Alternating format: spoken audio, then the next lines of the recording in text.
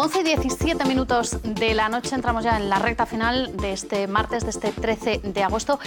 Decíamos antes que íbamos a hablar de jóvenes porque tenemos un dato que la verdad es que nos ha llamado mucho la atención. Ayer se celebraba el Día de la Juventud y el INJUVE, el Instituto de la Juventud, publicaba una encuesta en la que ayer ya lo contábamos, se hablaba de paro, de las dificultades para acceder al mercado laboral, pero había un dato también que llamaba y mucho la atención. Y es que a esta pregunta, que os voy a hacer enseguida a vosotros, en el caso de que uno de los dos miembros de una pareja tenga que trabajar menos de forma remunerada para ocuparse del hogar y del cuidado de los hijos, ¿quién cree que debería reducir el tiempo de trabajo? Un 2,6% de los encuestados creen que sería el hombre, un 35,7% cree que debería ser la mujer y un 58,5% creen que debería ser cualquiera de los dos. Si acotamos por edades, en el tramo de los 18 a los 30 años, en el tramo de los encuestados que están entre los 18 y los 30 años, un 24,7% creen que debería ser la mujer la que debería dejar en parte ese trabajo remunerado y encargarse más del hogar y del cuidado de los hijos. Es una cuestión que os voy a preguntar enseguida, os voy a plantear enseguida esa pregunta, pero nosotros también la hemos hecho en la calle hoy, hemos preguntado también, bueno, pues acerca de bajas maternales, acerca de cómo nos enfrentamos un poquito al tema de la conciliación laboral y familiar, y nos hemos encontrado esto. La mujer debe trabajar menos para poder cuidar a sus hijos. Es la opinión de 1 de cada 4 jóvenes españoles. Así se desprende del informe sobre la juventud que elabora anualmente el Ministerio de Sanidad. Pensamos que la mujer siempre va a cuidar mejor al niño que el hombre, no por ser machistas ni nada, simplemente porque se tiene ese pensamiento de que ella lo va a cuidar mucho mejor que a lo mejor nosotros. Una creencia que se refleja en los datos de la Seguridad Social. En Galicia, el 93% de las excedencias por cuidado de familiar son pedidas por mujeres, mientras que los permisos de maternidad siguen duplicando a los de paternidad. Creo que la mujer, ya para empezar porque le doy la lactancia. Me la cogí yo, pero porque es necesario con dos, es la única manera de poder sacar adelante. Una realidad que conoce bien Mabel.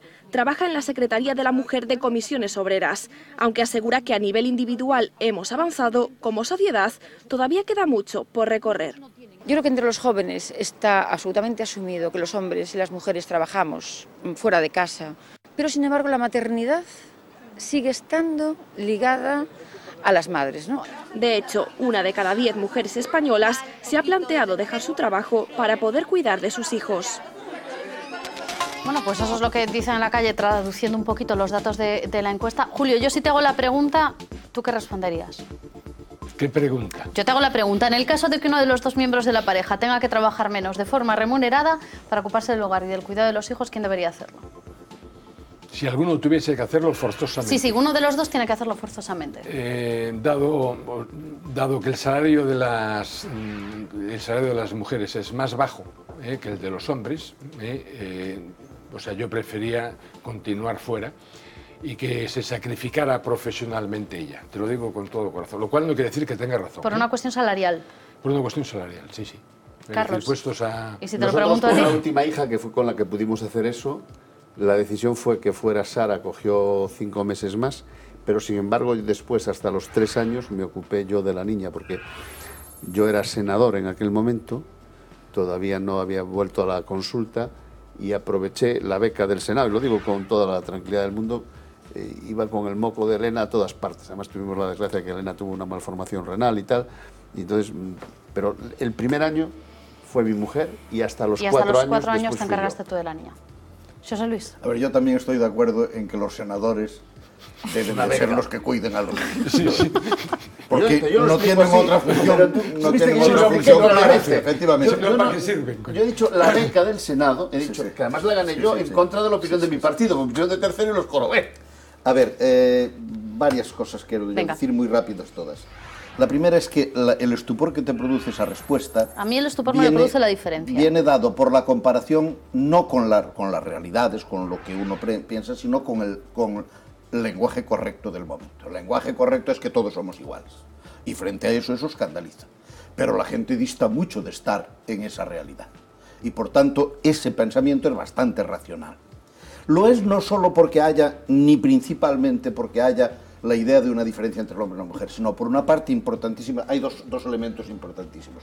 El primero es el que dice Julio. La diferencia salarial. ¿Quién se va? El que menos gana. ¿Quién se queda? Perdón, el que menos gana. Porque eso para un hogar es fundamental resolverlo de esa manera. Y mientras no se resuelva ese tema es imposible que la persona que menos gana sea la que se vaya a trabajar y la que más ganaba sea la que se quede en casa. No tiene ningún tipo de racionalidad. Y lo segundo, porque efectivamente hay algo de cierto, y yo lo voy a comparar con otra cosa. A ver, si un matrimonio tiene un conflicto y están más o menos, el conflicto es entre ellos, pero no se transmite a otras cosas, ¿cómo resuelve el juez el tema de la custodia de los hijos? ¿Y cómo resuelve el juez a quién le deja la casa? A la mujer. ¿Y por qué? ¿Y por qué estamos todos de acuerdo, o por lo menos soportamos que eso se haga así? Porque todos entendemos que hay un prius en la capacidad de hacer esa función de la madre sobre el padre. Y por tanto los chavales de hoy no es que estén locos, lo que son es mucho más libres para enfrentarse al pensamiento correcto de lo que somos nosotros. Ahí hay una idea que da a entender que las personas mayores, por decirlo de alguna manera, son algo más progres. Es cierto que lo fueron. Una franja de edad, sí, a partir de los 65 años sí, pero vuelve a invertirse la tendencia. Es cierto que lo fueron, pero no han sostenido luego la progresía. Nuestras compañeras Julio y Carlos no han sostenido la progresía que manifestaban cuando eran estudiantes. Es decir, la vida luego las ha hecho otra vez conservadoras en ese terreno, aunque en aquel momento eran personas que estaban muy en la punta de las reivindicaciones y de todo eso. Por tanto, lo que yo creo es que las personas mayores de 40, 50 años tienen muchísimo miedo a meter la pata diciendo que la mujer se tiene que quedar en casa, y no lo dicen, y en cambio un chaval de 22 años lo cree así, lo dice así y ya está. Y yo creo que hay que empezar a ser en este asunto muy racionales, porque si nos atenemos al lenguaje correcto no vamos a entender nada y vamos a creer que la gente se va a volver. Un momento. Julio, déjame escuchar a Dina y luego vamos contigo. ¿Esto es una cuestión de lenguaje?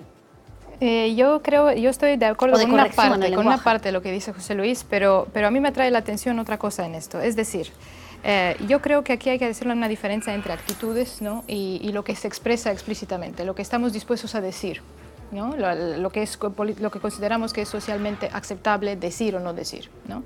Efectivamente creo que en la generación del baby boom, que es la generación de la cual está hablando José Luis, las actitudes fueron revolucionarias en un principio y luego dejaron de serlo, pero esa generación por lo menos sabía que no es aceptable decir estas cosas.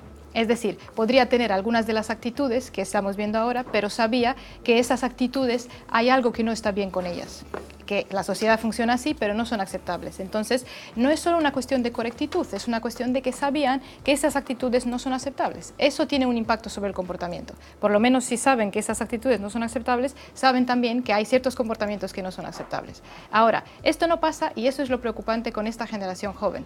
No solo que tienen actitudes machistas, pero se sienten libres de declararlas. Es decir, que no les parece que no es aceptable declarar este tipo de cosas. Con lo cual estamos en un problema. Estamos hablando de otro nivel de aceptabilidad de este tipo de actitudes y de asunción de este tipo de actitudes. Es decir, esta generación ha asumido esto como lo normal, como lo correcto, como lo que tiene que hacerse, en un 24%, que es 1 en cada 4, ¿no? Ahora, el tema de los sueldos. Yo creo que ese argumento no vale. Es decir, desde el punto de vista individual puede ser un argumento, puede ser una decisión racional, en lo que entendemos que el ser humano es también un ser racional, es un homo economicus también y piensa en este tipo de cosas. Pero eso lo único que hace es crear un círculo vicioso que al final lo que hace es que las mujeres tengan menos y menos y menos derechos y condiciones iguales que los hombres. Porque si ya de entrada hay una injusticia central, que es que ganan menos que los hombres, en una situación en la que se quedan en casa, pierden también habilidades profesionales, pierden visibilidad pública, entonces estamos dando razón, es decir, creando una situación donde empieza a darse la razón, empieza a hacerse aceptable la idea de que las mujeres no son igual no están igual de capacitadas que los hombres, no pueden actuar en las mismas condiciones.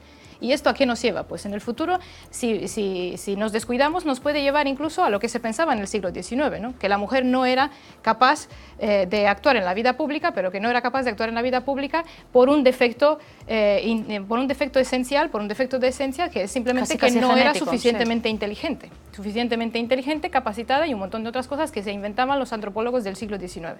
¿no?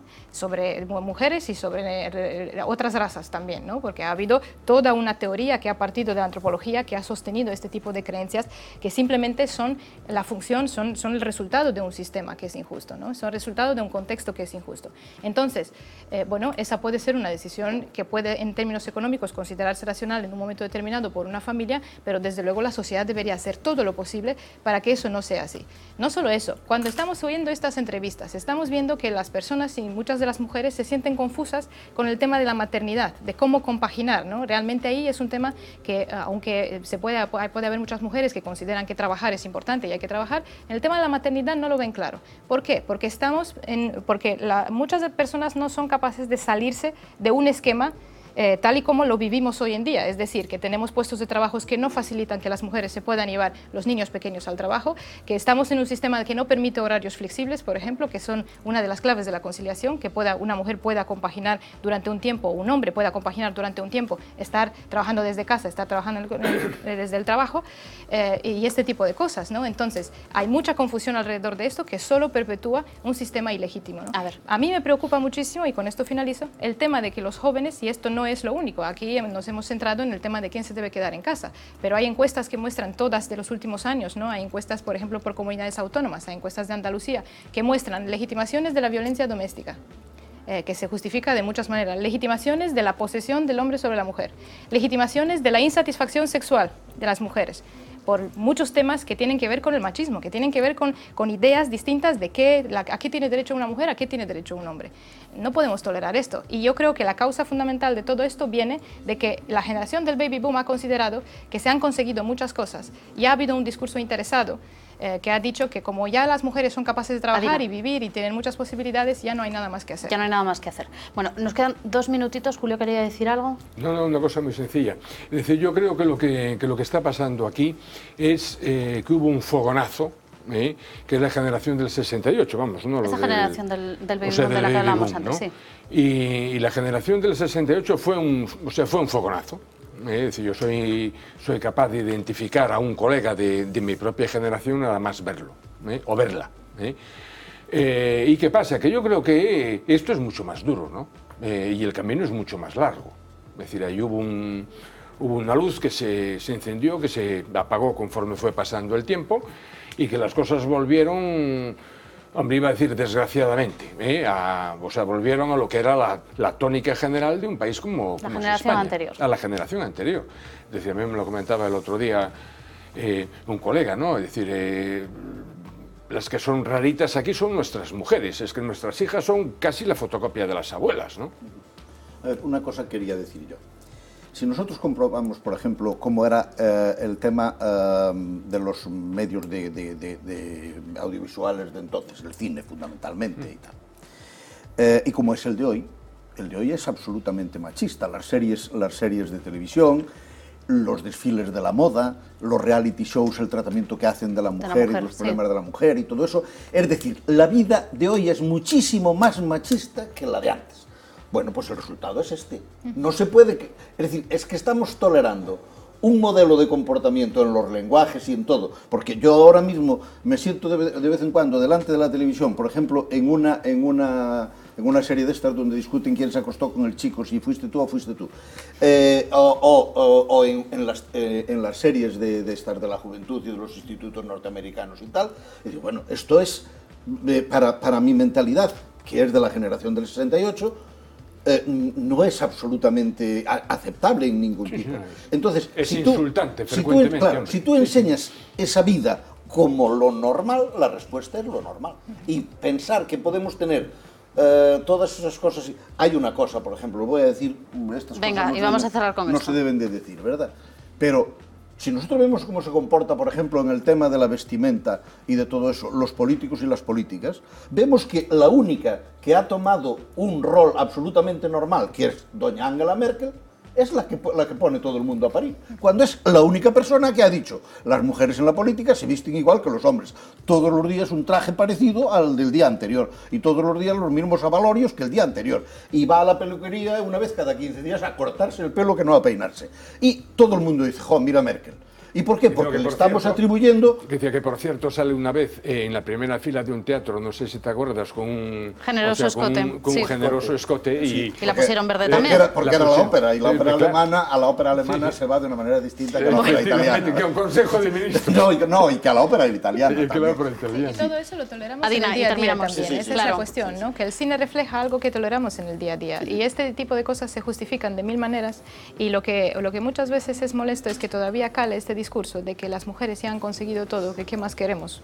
O una variación de este argumento que es todavía están peor en África, ¿no? Este es otro argumento que se utiliza mucho. No se dice exactamente así, pero se dice casi. Hay que mirar la violencia en otro lado, porque aquí no pasa, aquí no ocurre nada, y con otras actitudes machistas también. Ya vemos que el debate da para mucho y daría para mucho más, pero nosotros nos quedamos sin tiempo, así que a los cuatro muchísimas gracias por estar con nosotros. Volveremos mañana a las 10 en punto de la noche, aquí de nuevo en Vía V. Disfruten de lo que nos queda del día, que es poquito, disfruten del miércoles, y a las 10 tienen una cita aquí con nosotros. Adiós.